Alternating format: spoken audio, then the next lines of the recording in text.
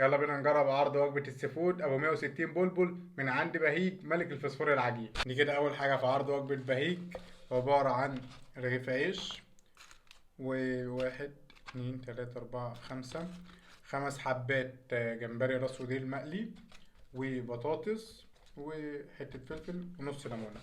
وبيجي معاهم علبة رز حجمها برضو مش وحش، وبيجي معاهم علبة سلطة وطحينة. مفروض في علبة شوربة جمبري. فين هي يا حاج بهيج؟ فين هي؟ الاوردر جاي من غيرها، بس مش مشكلة. نبدأ أول حاجة بالرز، بسم الله.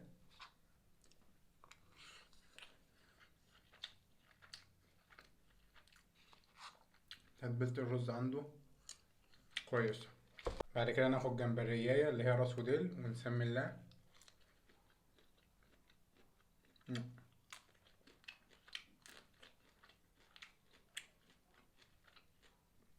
لا كويسة، حتى الآن العرض ممتاز.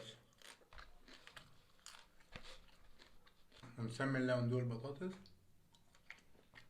البطاطس بصراحة بردت شوية من الطريق، بس اوفر اول العرض بتاع بهيج بتاع الوجبة ب 160 بلبل حلو جدا، وتقدروا تجربوه. كوتش خطاب ملك الترندات بيقول لكم اعتمدوا وجبة بهيج ام 160 بلبل. سلام عليكم.